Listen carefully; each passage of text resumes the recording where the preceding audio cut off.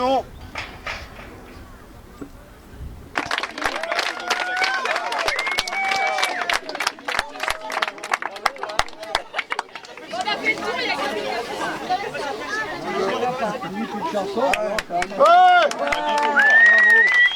Si on vient sur le cas Laya, ouais, oui. C'est quoi l'historique de Monsieur Laya avec son champ qui est aujourd'hui coupé en deux? Si on revient des passes. L'historique, c'est une famille dessinoise qui ont cette ferme ici sur le Montou depuis des centaines d'années. Et aujourd'hui, le Grand Lyon veut passer sur ces terrains, et c'est ce qu'ils ont fait quand même, ils ont forcé le passage pour l'exproprier. Alors ils ont exproprié à peu près une vingtaine d'hectares, ici et puis aussi sur Chassieux. Ils les exproprient et ils lui donnent 1 € le mètre carré. Sauf que derrière, ils se font une réserve foncière, ils font une partie de route, une partie de réserve foncière pour demain faire de l'immobilier. Et en plus, juste à côté, à 50 mètres d'ici, il y a un autre tracé qui est possible, mais par contre c'est sur les terres de Dessines et c'est sur les terres du Grand Lyon. Et là, ils ne veulent pas y passer, ils veulent se les garder justement pour pouvoir construire demain dans une zone protégée qui est le Vévert. C'est un peu le cheval de Troie, quoi. C'est le stade, c'est le cheval de Troie, et derrière tout le monde s'engouffre et ils engouffrent les routes. Et l'excuse est trop belle, quoi. On fait un stade, mais il faut faire les accès. Sauf que c'est pas vrai. Les accès ici, ils vont rien régler du tout. Ils vont rien régler. C'est pas en faisant 2 fois une voie pour aller à un stade de 60 000 personnes qu'on va régler les problèmes. On va amener tout le monde en bagnole. Il y a un tramway qui fait 3 wagons.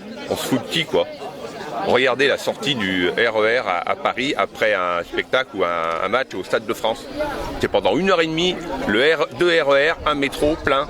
Et tout autour, à 10 km autour du stade, c'est tout bouché. Et pourtant, les infrastructures de Paris, quoi, avec des 2 fois 6 voies, avec des RER, des métros et tout ça. Donc ici, c'est pas possible, quoi. Là, ils nous prennent en otage. Ils vont tuer nos villes, ils vont nous étouffer. Et ça, c'est clair. Eux, c'est une opération financière immobilière.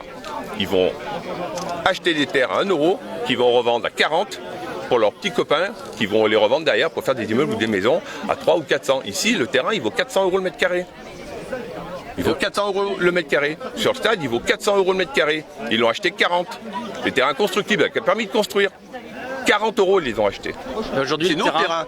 Là, il y a abus de biens sociaux, là. Il y a abus de biens sociaux. Aujourd'hui, le terrain, il appartient encore à Monsieur Laya, aujourd'hui? Aujourd'hui, les terrains, ils n'appartiennent plus à M. Laya. Il est exproprié, M. Laya. Il est exproprié. Il est exproprié. Et c'est l'utilité publique qui est tombée. Ouais. Il n'y a plus d'utilité publique aujourd'hui. Il n'y a plus de papier d'utilité publique. Mais ils continuent. Tant qu'ils ne sont pas en Conseil d'État, ils continuent. Les engins pour parader en disant salut, on s'est posé, on est là. Là, ça me soulage à quoi. Si tu mettais le devant,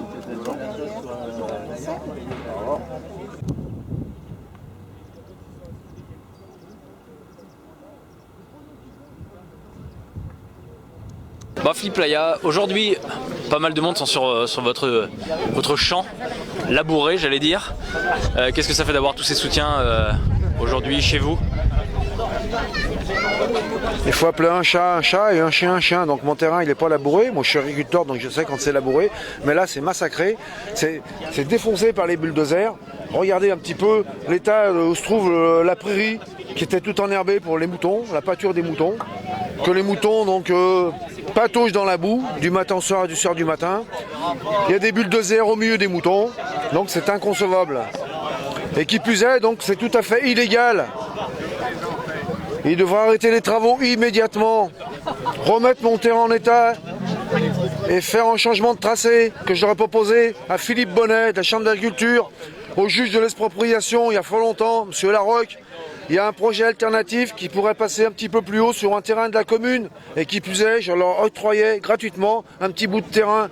Donc ils auraient passé un tout petit peu plus haut, ça ne dérangeait rien du tout, plutôt que de massacrer, de saccager la terre nourricière pour vos enfants. Une terre qu'on a de famille depuis 400 ans, c'est un scandale, c'est une honte. Et qu'est-ce qu'ils vous ont répondu quand vous leur avez proposé de passer ailleurs sur un autre tracé? Mais à l'époque, il y a déjà 2-3 ans, il y a 3 ans, donc ils m'ont dit qu'ils ne pouvaient pas, que c'était trop tard. Aujourd'hui, vos brebis, elles sont dans le champ, elles sont obligées de traverser le terrain massacré, comme vous dites. Pendant combien de temps encore vous allez avoir accès à votre champ? Quand est-ce qu'ils vont couper, ce petit morceau? Bien, c'est en négociation que soi-disant, donc pour qu'il y ait moindre mal. Enfin, c'est un effet placebo, bien entendu. Pour moi, ça reste qu'un palliatif, c'est pas un curatif, c'est pas un traitement de fond. Donc, moi, en l'occurrence, ce que je veux, la remise en état et changement de tracé. Et un préjudice.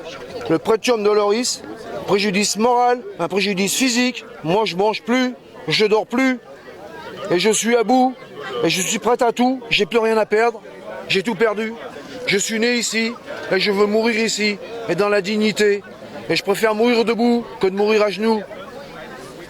Et il y a beaucoup de gens qui se mobilisent pour cette cause, et je les remercie. Et c'est très bien, parce que ce qui m'arrive à moi aujourd'hui peut vous arriver à vous demain. Et qu'est-ce que vous allez donner à vos enfants?